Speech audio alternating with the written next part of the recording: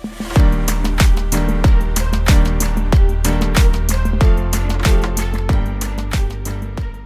everyone. I'm Tara O'Connell. I'm part of the North America Small Business team at Mastercard, and I lead our efforts with small businesses and sustainability. Thank you, first of all, for registering and for joining us today. We are so excited that you're here. So I just wanted to begin with a quick intro on what the Mastercard Digital Doors program is, and then the topic that we're going to be bringing to you today. So today's webinar, if you've joined us in the past, you know it's part of the Mastercard Digital Doors education program for small businesses. Mastercard created Digital Doors to help small businesses thrive online. So set up shop online, accept digital payments, understand your digital marketing, and do it all safely.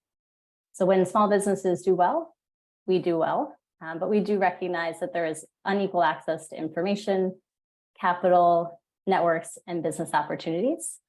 So we are here to bring you that information and the access. So we do realize today's topic is a little bit different than what we usually bring to you, but we felt it was an important one to raise since Mastercard is very committed to sustainability and driving awareness and engagement on this topic. So today I'm excited. We have a great group of sustainability experts and a wonderful small business owner lined up to speak with you this afternoon about what sustainability means for small businesses and why it's important to the future growth of your business. So before I introduce our moderator, Ginger Siegel, I just have a few housekeeping items in case you haven't joined us before. So during the webinar, please use the chat function to connect with each other. This is a great opportunity to introduce yourselves throughout the duration of the session. We see the chat, so let us know where you're from. We'd love to know where you're calling in from. We'll be putting our small business community sign-up link in the chat, as well as a link to the Digital Doors website where you can access additional free resources and information on topics we've covered previously, access to discounts with our partners. So we'd love for you to check that out after the webinar. Please put your questions in the Q&A section instead of the chat. The Q&A section is on the left-hand side of the screen. We won't be taking questions during the panel because we do have a lot of folks joining. But we will look at the questions at the end of the session and we'll leave some time for Q&A. And I'll read your questions out loud to the panelists and we'll get you as many answers as we can fit in the session.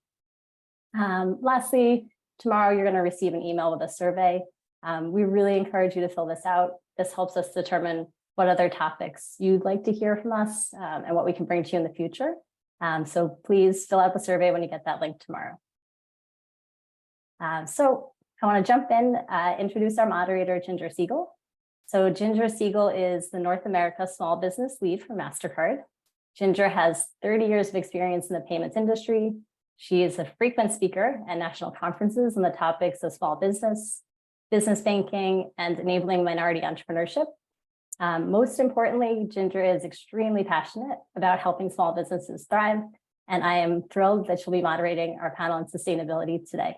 So, Ginger, I'm going to pass the floor to you to introduce our panelists. Thank you so much, Tara. And I am so excited about this. And, you know, as I was reflecting on the topic of sustainability, I realized that what you all as small businesses do every day is drive sustainable growth. You drive sustainable growth in your businesses so that you can continue to thrive. And so I see a really strong connection between what sustainability means for small businesses and why it's important. And I think Tara was right. This is not a topic that maybe you've talked a lot about, but we do know that if you look at the environment, if you look at all the information that's in the news today, there is a huge opportunity for small businesses to really lean in here. So we're very, very excited to have join us today three amazing experts in this industry. And I am not going to try to introduce them because I don't want to shortchange all the incredible work that they do. But, you know, we have Pamela from the SME Climate Hub, Lara, who's owner and founder of Maison Jar, and Michelle from Clever Carbon. And so what I'd like to do is invite our panelists to come on screen. And I'm going to start by, so first of all, thank you all for joining. It's such a pleasure to have you here on such an important topic, and you are to be commended for this amazing work that you're doing. So what I'd like to do really is jump right in. And I'd like to have everyone really introduce themselves, talk about their experience in the realm of sustainability. And then also, if you don't mind jumping into one of my first questions is, how have you seen the awareness and attitude of small businesses change? So why don't we start with Michelle? Michelle, welcome. Thank you so much for having me, Ginger. It's really exciting to be here along with my fellow experts. My name is Michelle. I'm the founder of Clever Carbon and Women in Climate. Clever Carbon is a platform that helps people learn about carbon footprint in a really hip and fun way. And Women in Climate is a community that creates a joyful space for more women to learn and talk about climate. And for myself, a lot of how I got into sustainability was community driven. And I personally would have conversations with the small businesses in my neighborhood when I was living in London and learn a little bit around, do people talk about sustainability? Do they care? What are the owners thinking? And back in the back of my mind, I've been trying to, think of ways to encourage and motivate and create frameworks to scale, helping small businesses become more sustainable. So when I first started this work 3 years ago, definitely a little bit foreign conversation. Climate change wasn't really a term that was used a lot in the media those days, but now certainly it's top of mind for small businesses. And I think they're looking for ways to really engage in a meaningful way. So I'm excited for today's conversation to get more into it. No, that's great. And Michelle, it sounds like you're seeing a greater interest from small businesses in this topic, which is incredibly encouraging. Yes, absolutely. That's great. And just from normal businesses, but the types of businesses as well. That's great. No, thank you. And I can't wait to dig in more and hear more about the things that you're doing. I'd like to maybe now introduce Pamela. And had the wonderful occasion to meet Pamela yesterday, who is the founder of SME Climate Hub. And Pamela, would love for you to introduce yourself, talk a little bit about Climate Hub, and then really would like to get your perspective for our viewers in terms of where you think small businesses' heads are in this area right now. Thank you so much, Ginger. I'm thrilled to be here, and also thank you for the kind words. Unfortunately, I'm not the founder of the SME Climate Hub. I'm the director of the hub, but still a great role. And I'm happy to be supporting a very large community of small businesses, because the SME Climate Hub has been built as a one-stop shop, so a platform, a digital platform for SME climate action. And I think we'll be talking more about that in the next few minutes. But just to say that the hub is also hosted by a wider organization called the We Mean Business Coalition, which is a coalition of international nonprofits working on climate action. So basically working with some of the world's most influential corporates and businesses to try and reach the goals of the Paris Agreement. And as far as my personal, professional experiences in sustainability is concerned, well, I would say that it spans across different sectors and types of organizations. So my previous role was at C40 Cities, which is another global nonprofit. As the name indicates, it's focused on cities. So it's a network of global cities. And my role was focused on supporting these cities in working with their local business communities to achieve climate targets.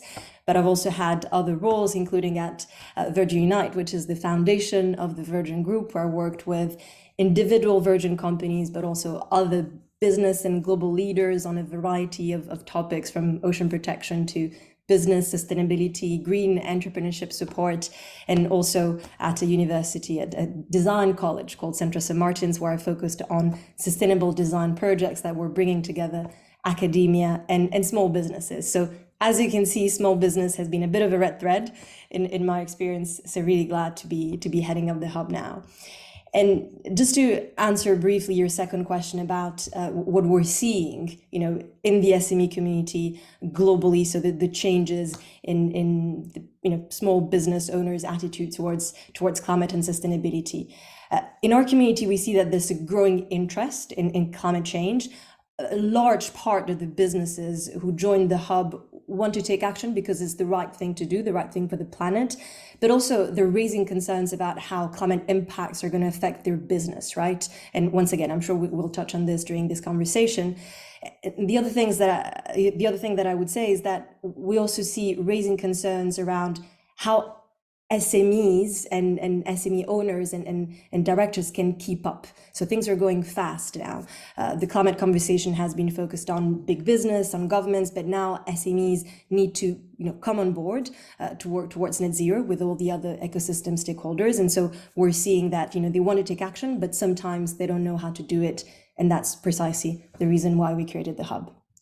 No, I love that. It's funny, something that you said that I think is super important. And one of the reasons I love We Mean Business Coalition and the work that you're doing in the Climate Hub is you use the word digital and you use the word digitization.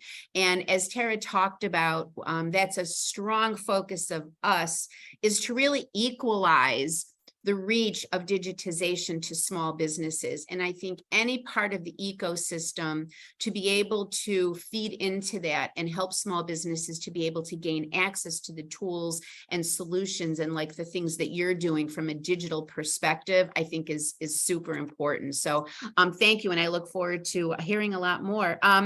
And last, but certainly not least, Lara, I'm super excited to say the name of your company, Maison Jar, because then I get to pretend that I speak French, even though I don't. And I love your name and would love for you to really introduce yourself. You've got an amazing, amazing business. And I don't think we covered this yesterday, but I'd also love to hear about where that name originated from. But please share with the group your tremendous background. Thank you, Ginger. Hello, everyone. So my name is Lara Sativ-Vitu, and I'm the owner and founder of Maison Jar. As you probably can hear already from my accent, I'm French. And I actually call the store Maison Jar because maison means home, house in French. And there's of course the play game with Mason Jar, Maison Jar. So Maison Jar is a refillery and low-waste grocery store located in Brooklyn, New York. We opened our doors a year and a half ago. And our main mission is to help our customers reduce their use of packaging and single-use packaging and plastic. And we do so by offering most of our products in bulk from silos and jars, for example. And I also like to say that we are a one-stop shop. We carry a wide variety of food products, but also we have personal care and home essential. So basically the customers can come in with their hand soap or dish soap balls and just refill.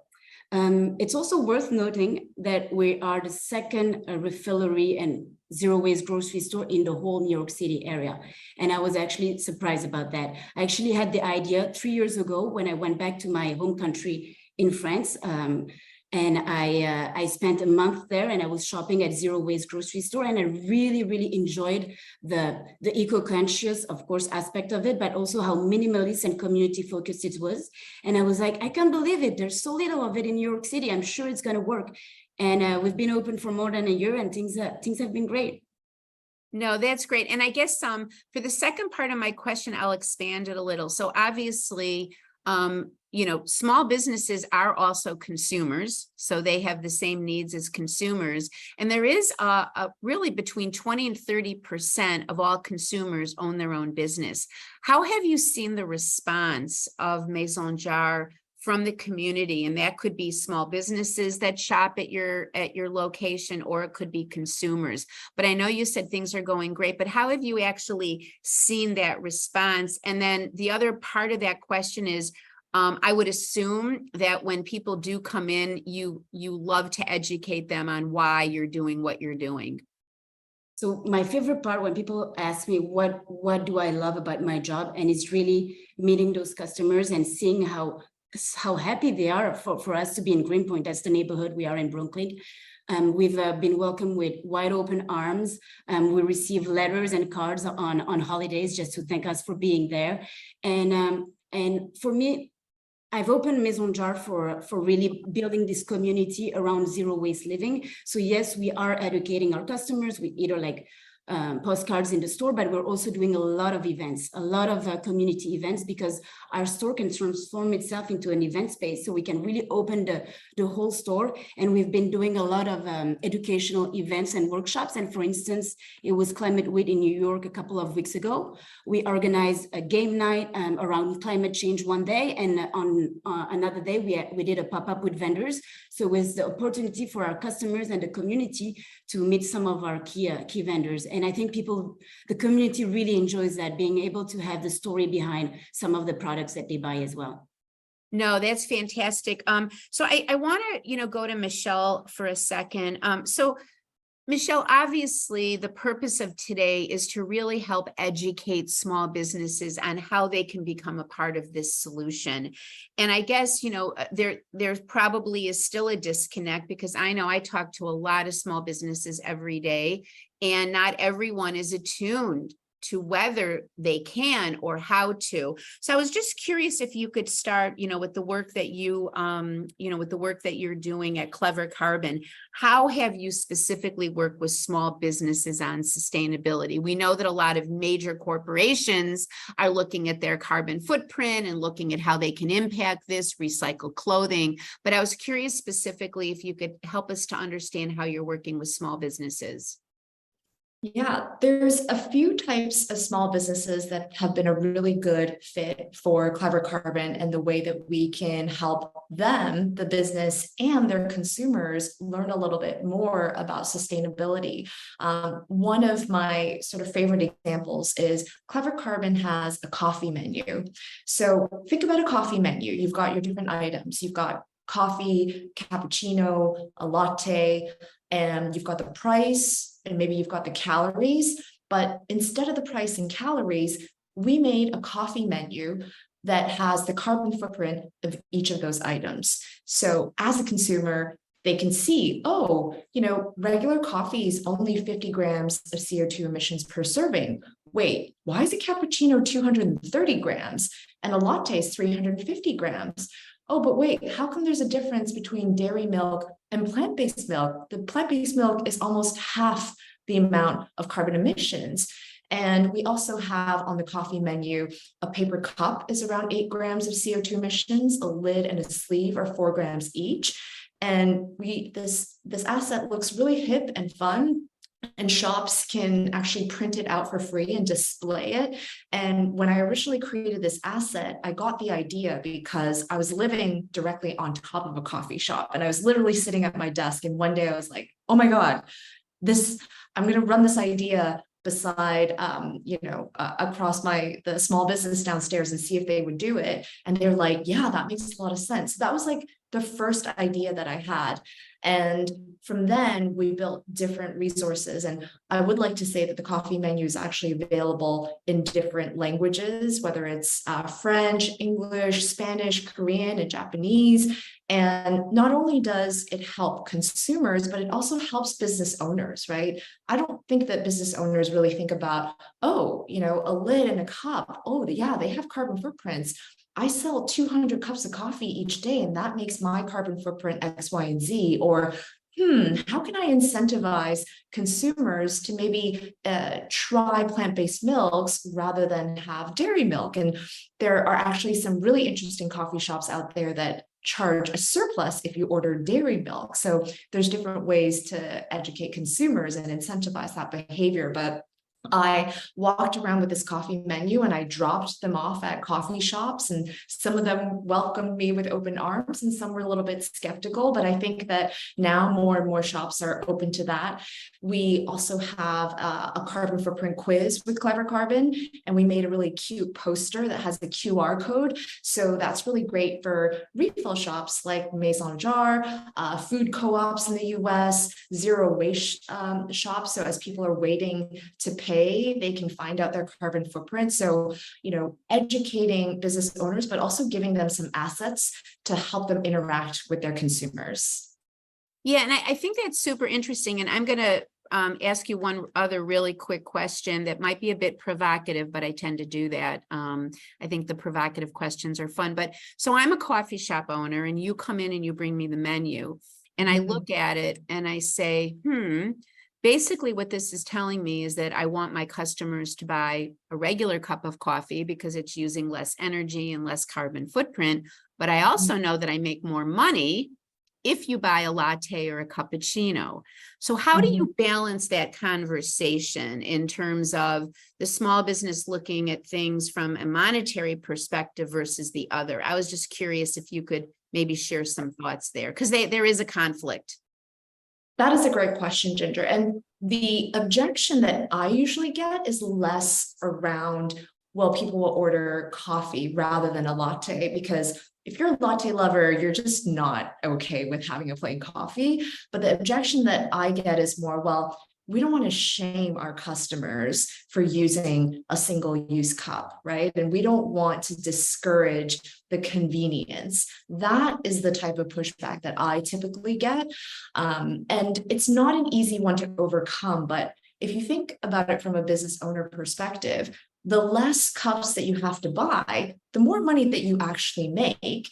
And as customers come in and reusable cups are becoming more popular, like, it's actually very normal for people to start bringing in cups. And in Europe, especially in places like Berlin, there's a lot of returnable cup schemes where you can get a cup from somewhere, return it to different stores. So there are actually other small businesses out there supporting these coffee shops. And sometimes it's also about like, well, maybe, sitting in the store and you don't have to use a paper cup as a result, and just taking the time to enjoy your coffee as opposed to like having it on the go. So I have had that type of objection.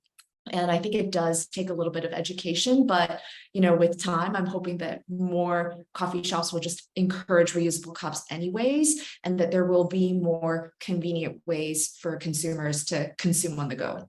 No, I love that. Thank you so much for your great and candid answer. So I want to move to Pamela for a second. So Pamela, we know that this is it's a tough topic because there's a lot of education needed in all of these communities, whether it be consumers, small business, large corporations. But according to your research, Pamela, what do you see as maybe some of the top reasons that small businesses may not take action against climate change?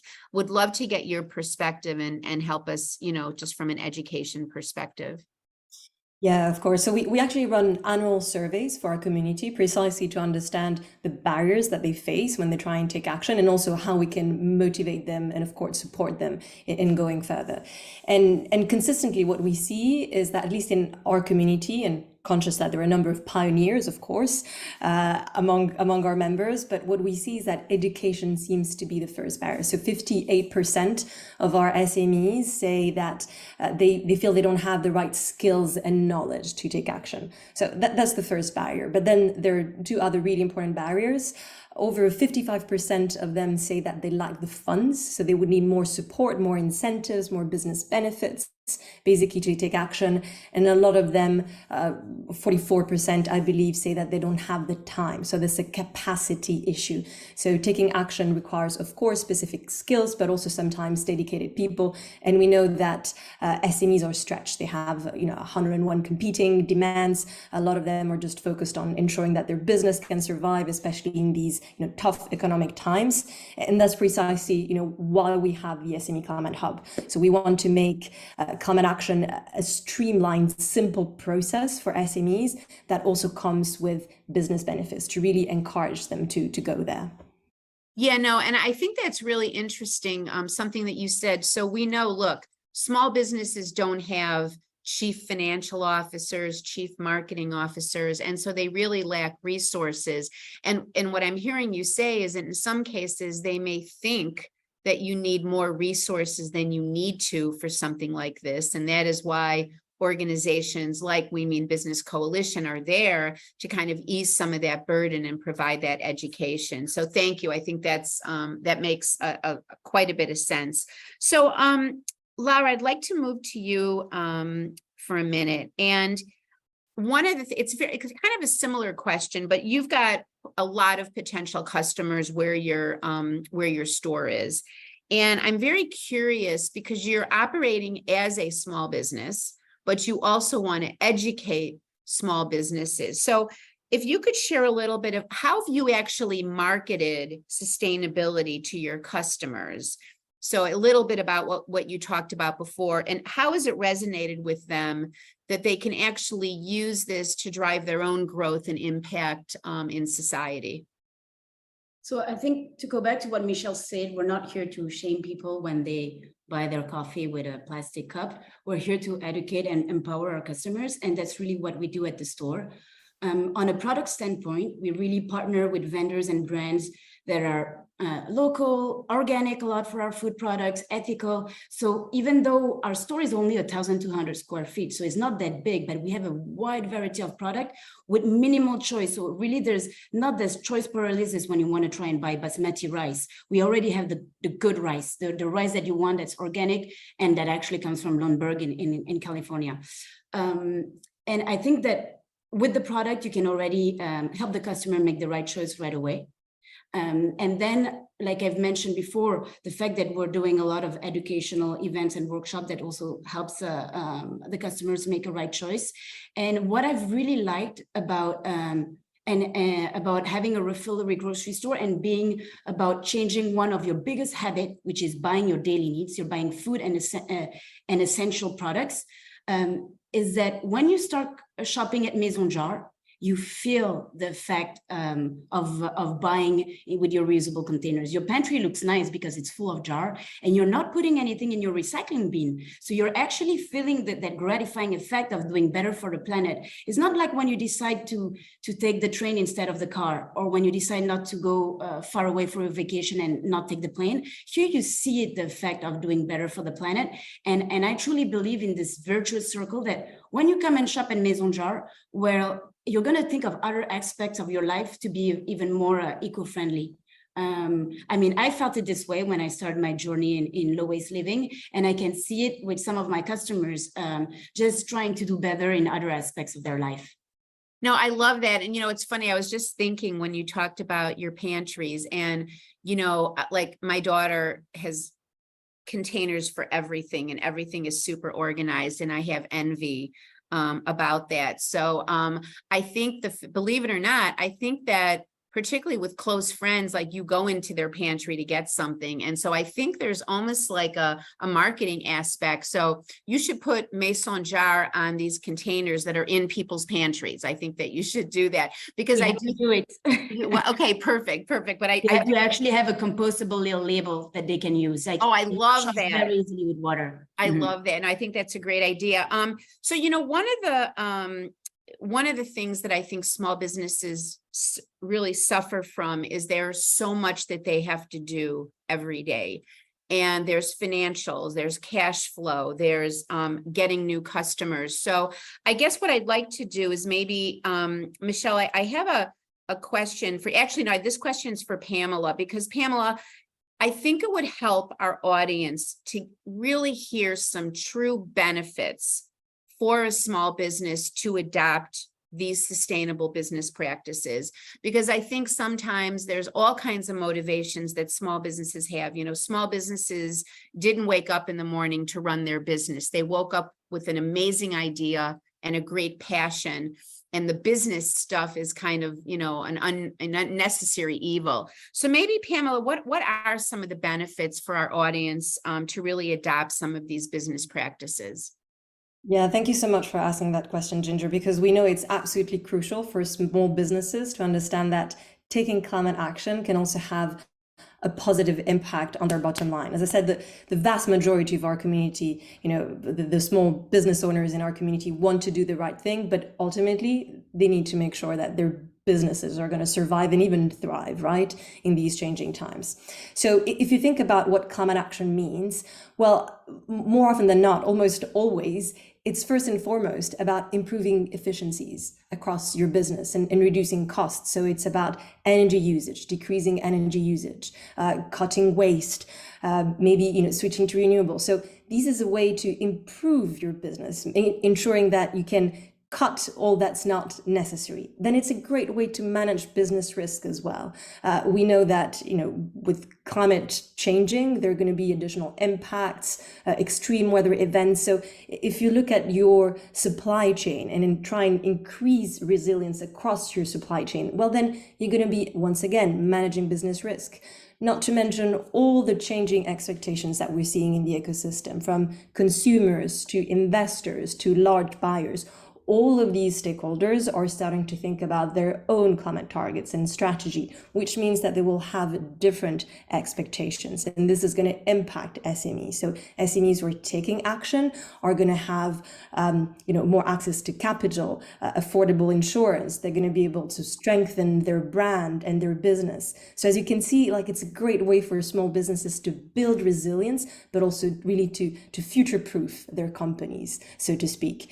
And once again, we are providing support. We're not the only ones, but there is support available for small businesses. And one of the things that the Hub does, in addition to the tools that we offer, and maybe we can talk about that later, but we also work with other stakeholders in the ecosystem, like the investors, like the buyers, to make sure that SMEs who are taking action through the Hub and beyond are also recognized and can reap the benefits of all the offers that they're making.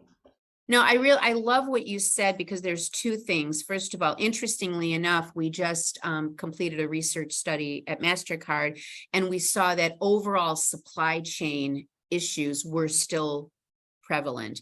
So this whole concept of actually not just getting mad at the supply chain, but helping the supply chain. And then the other thing I heard you say, which I think is very important, which is this concept of investors and consumers are starting to make decisions about where they shop and invest based on a particular business's view of this. And I think that's really important, because look, small businesses, have an enormous need for access to capital, and that can come from people shopping at their establishments, or it can come from investors. So I think that's a really, really important point.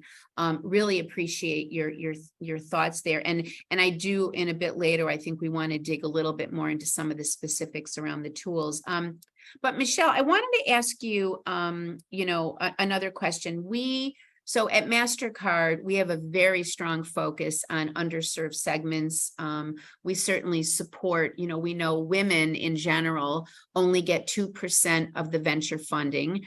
And if you're a Black female business owner, you only get 0.002. We know that women are also one of the fastest growing segments of small businesses. And I guess I'd love if you could share a little bit about your work on what you're doing with women and climate, and how you relate that into small business. Yeah, thank you for that question, Ginger. So we have a lot of members in our women in climate communities that have small businesses. I'm very proud to say that Lara is one of those.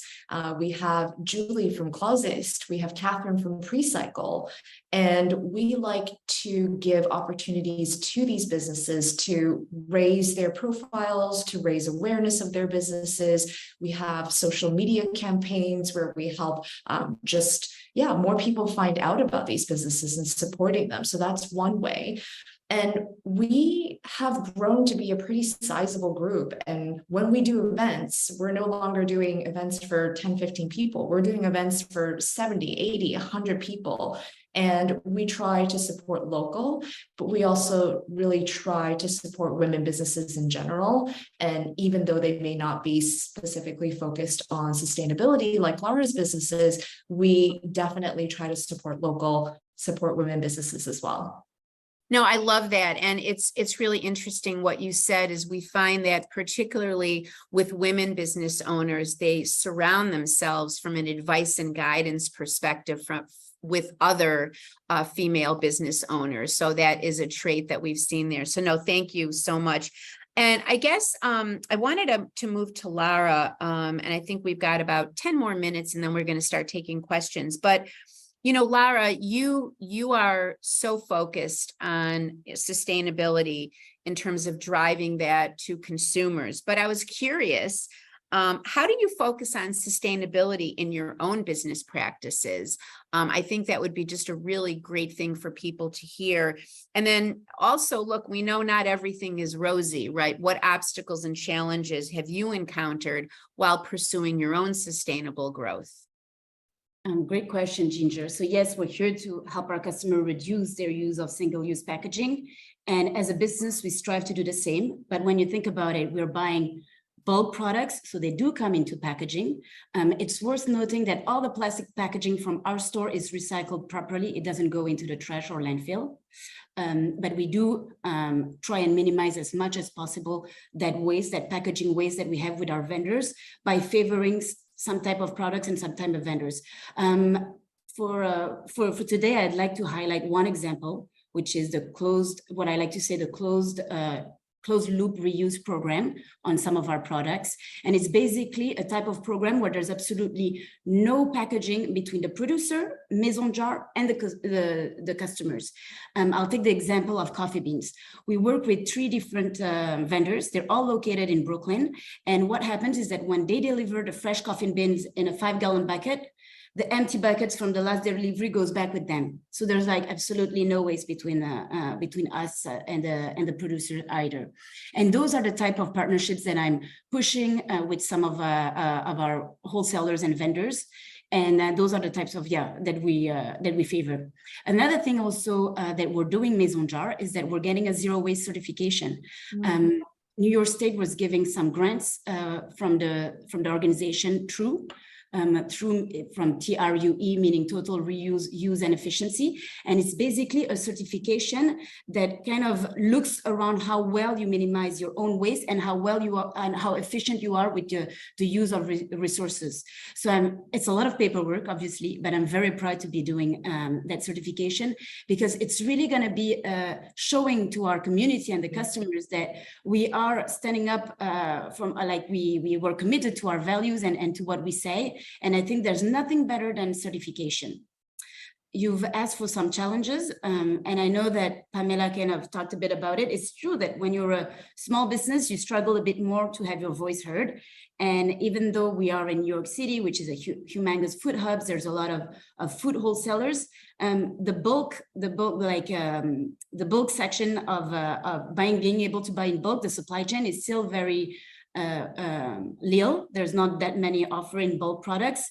And it's a bit harder for me as just one business to kind of be, hey, I would love to have this product in bulk. We have the rice and the beans, but I would love to have some nice products like snacks or granolas.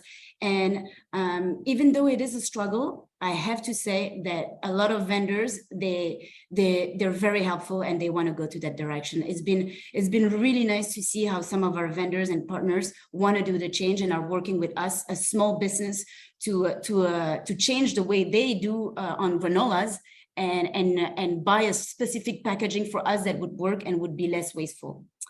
Another one that I want to mention, because it's pretty important for refillery grocery stores, is the expectation of some of our customers. People sometimes expect for bulk items to be less expensive. And it is very true for spices, because when you buy your little spices in a grocery store in a jar, you're actually paying for that glass jar.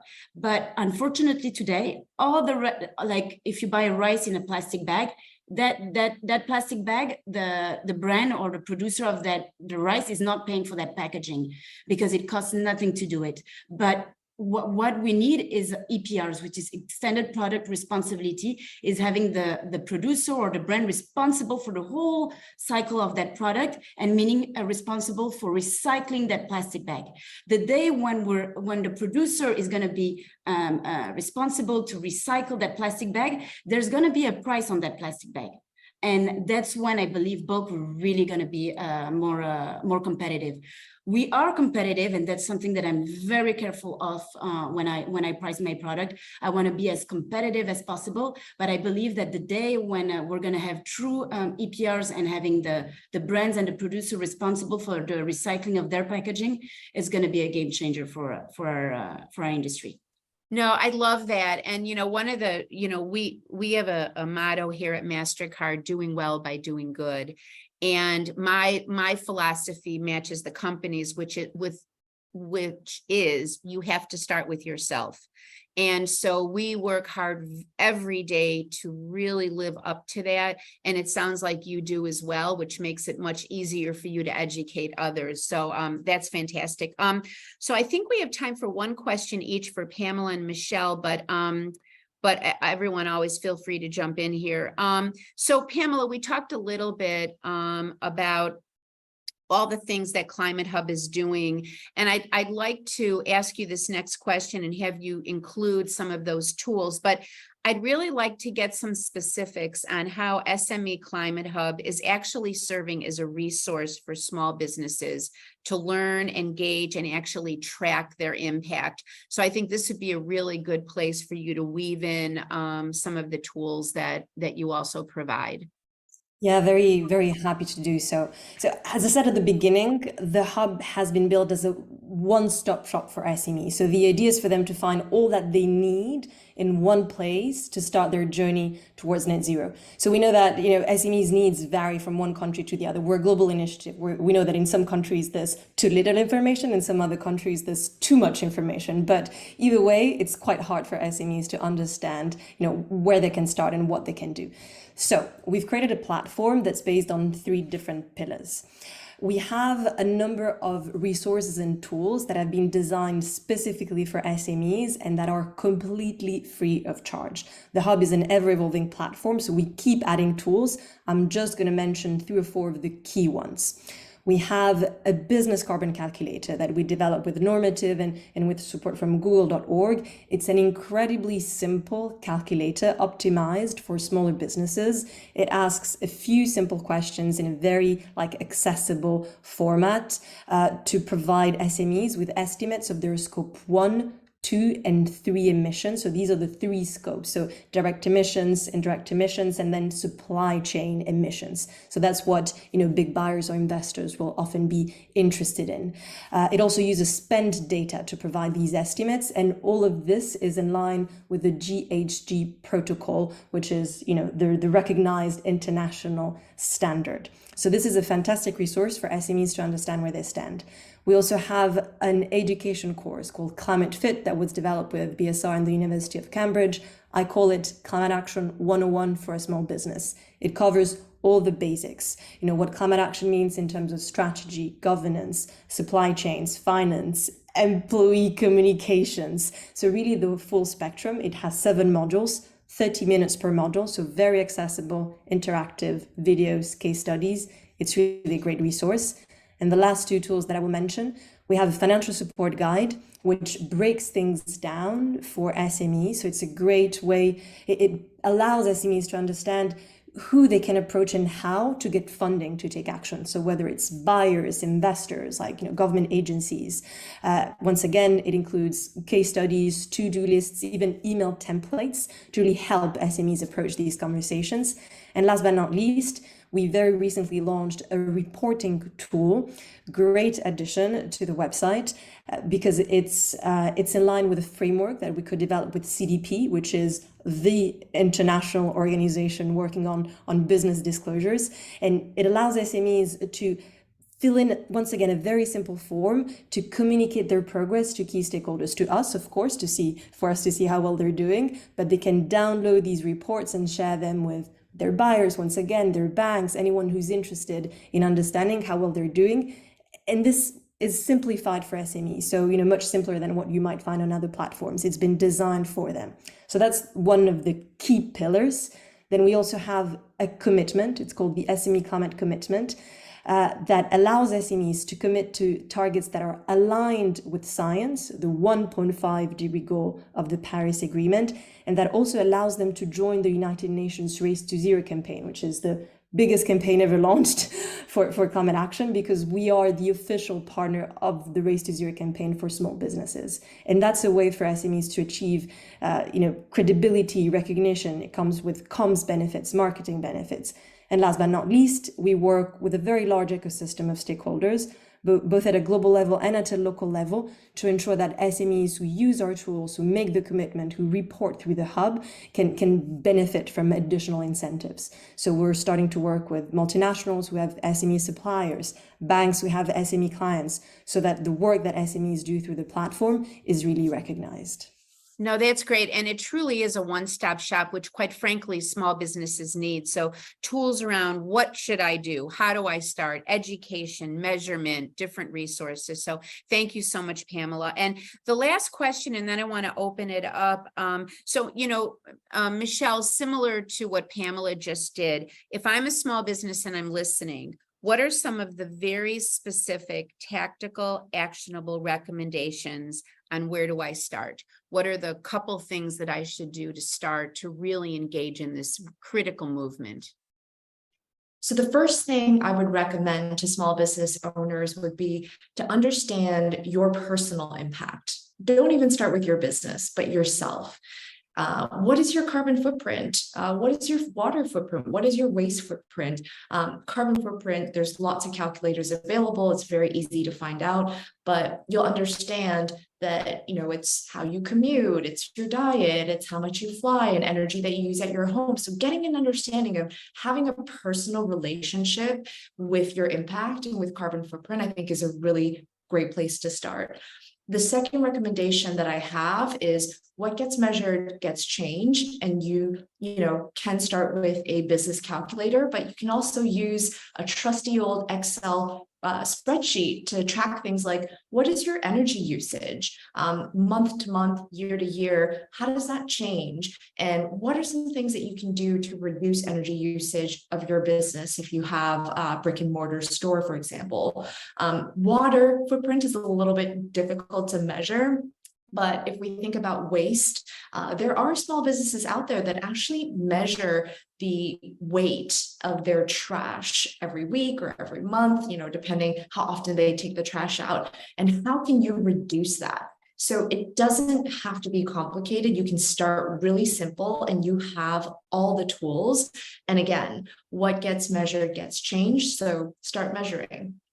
No, that's great. Thank you so much. And what I like about what you said is, when you think about this massive, massive movement around sustainability, the focus on the environment and climate change, it can get scary and overwhelming. And, as an individual or even as a small business, you might start to feel to yourself, like, how can I make a difference?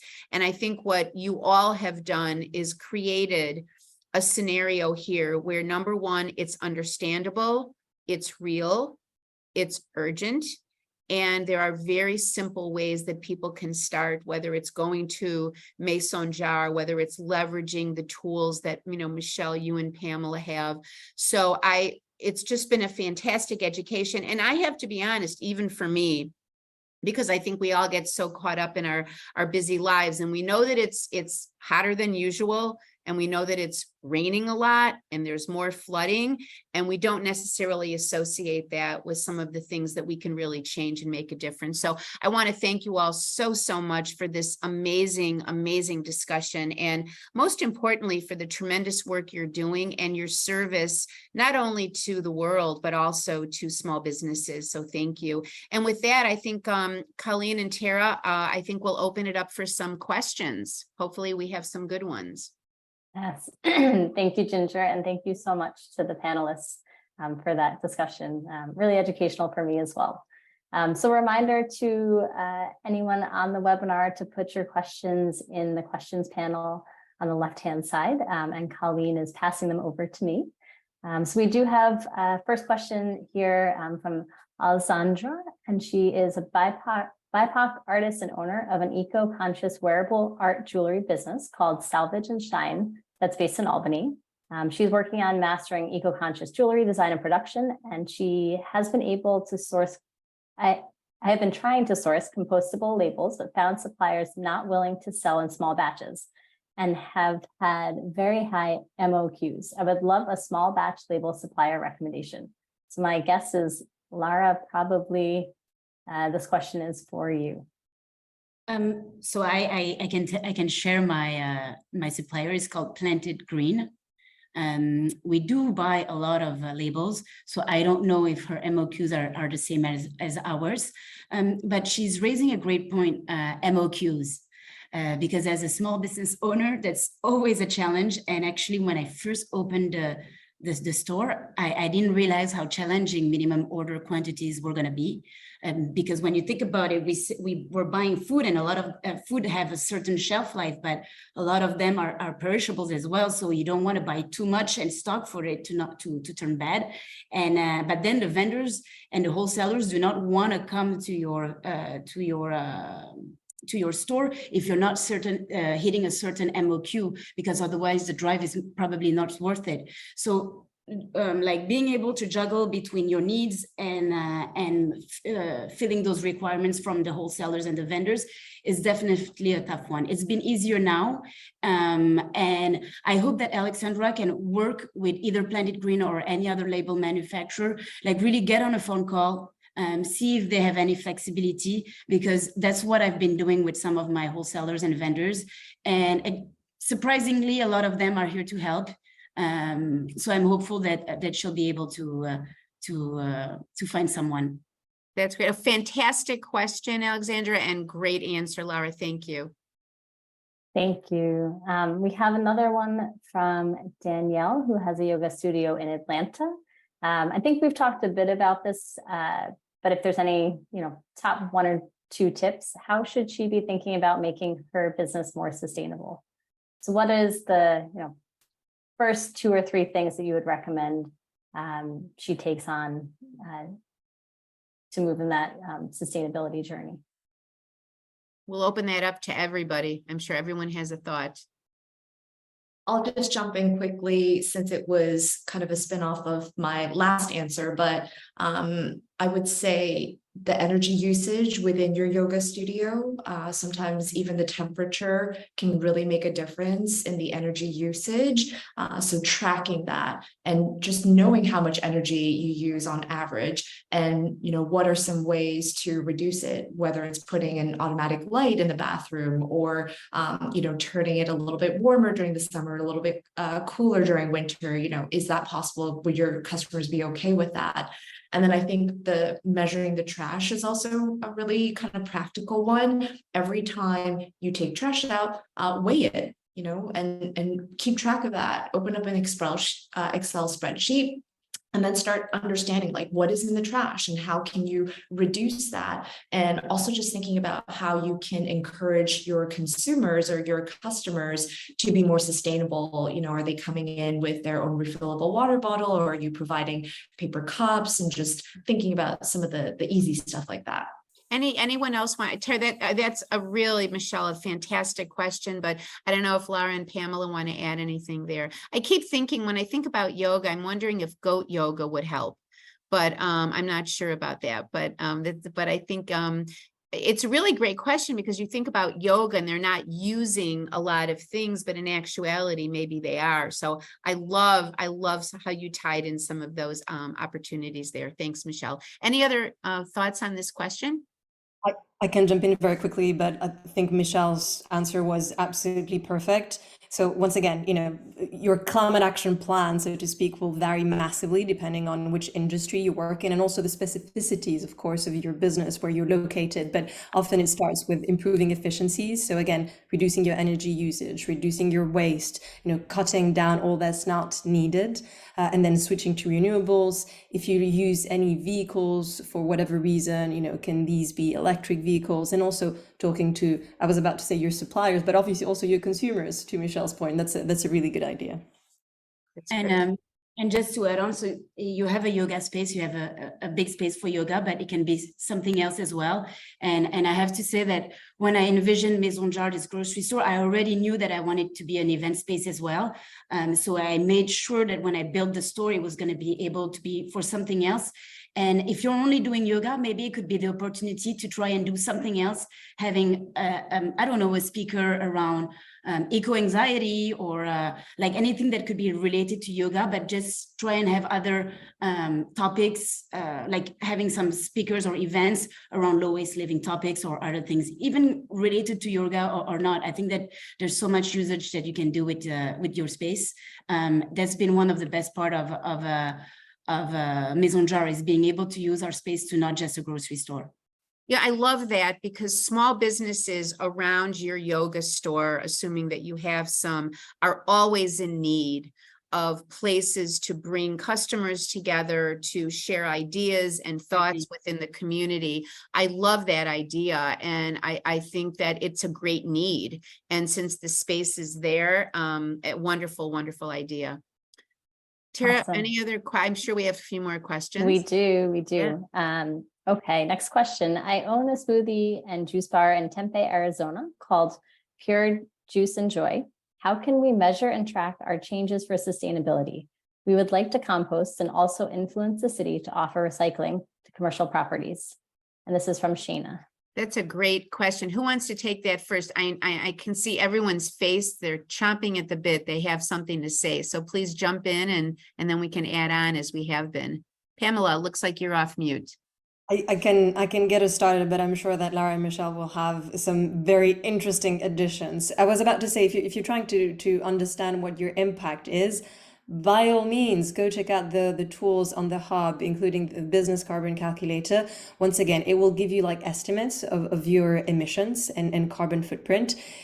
It's not, we've created all these tools to be as accessible as possible. So if you're looking for, very specific criteria, if you use specific materials, this might not be reflected because, we wanted to make this tool simple, automated, very easy to use, but it's a great way to get a first understanding of where you stand. And then if you want to go, further and deeper, you can maybe, work with other peers or consultants or use more sophisticated tools.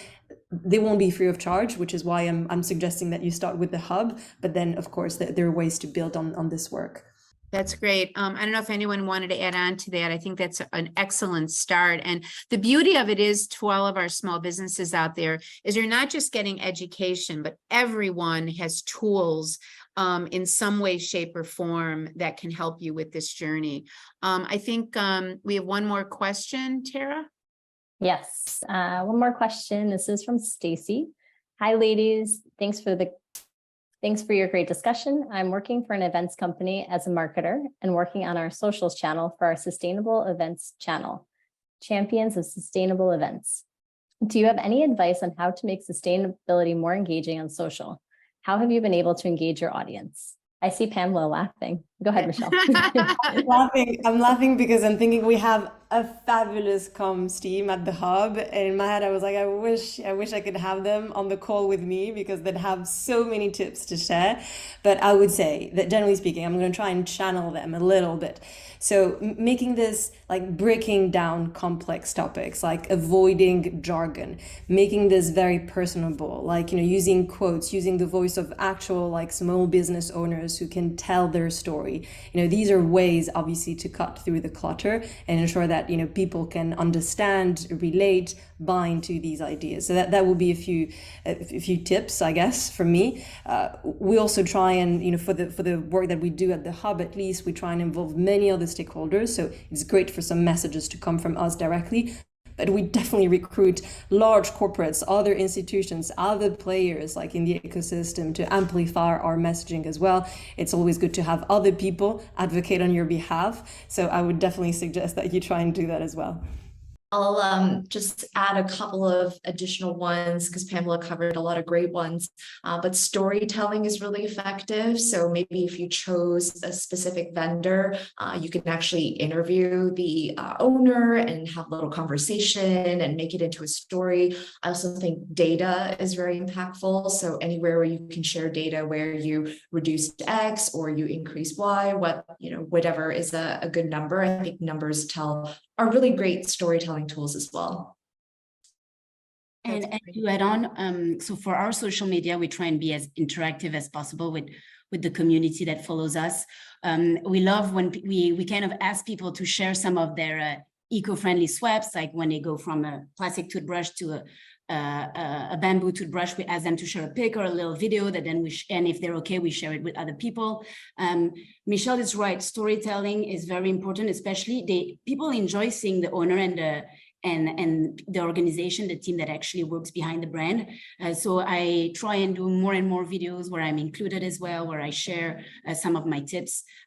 We've noticed that those are definitely the stories, the reels, the posts that have the most views and likes. So definitely.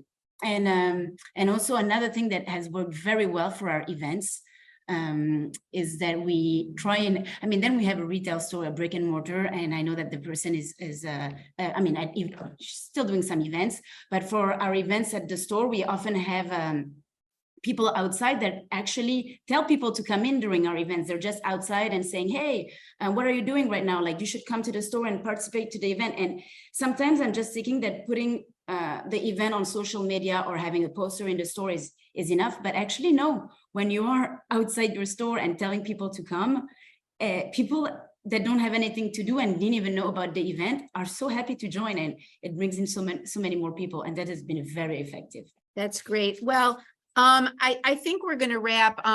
First of all, thanks everyone for your amazing questions. And I think I have so many thoughts running through my heads. I'm thinking about the fact that all of you on our call today, all of you small businesses have been sustainable, scrappy, and amazing, having survived COVID, having survived all the hard things that come against small businesses. And I think about our environment being the same way. It's a pretty tough world out there. And I just want to thank everyone for your participation. And I know Tara's going to make a couple closing remarks, but I did want to say that I had an epiphany that when I think about digitization and the importance of that and our focus on programs like Digital Doors, I think that digitization is kind of sustainable too, because if you can use less paper, you can get things done without some of those kind of adjunct tools that you use. We certainly know that turning on your computer takes up energy, but I'm really proud of the work that we're doing. And most importantly, I'm proud of the fact that because we're Mastercard, we can call up amazing women like Lara and Michelle and Pamela, and they'll say yes. And we are so, so thankful for your amazing work you're doing, your content, making it so understandable for our team. So thank you so much. And Tara, I'll turn it back over to you if there's anything else you want to do to close out, but I'm super energized and I'm going to go through my pantry when I get home. I just wanted to say thank you again to Ginger for moderating, all of the panelists for joining us. We are so thrilled to have you all here, taking time out of your busy days to join us. And then just look out for a survey. We'd love to hear from you after this and understand what other topics we can be bringing to you. So look out for our next Digital Doors webinar soon. And everybody have a great rest of your day. Thank you.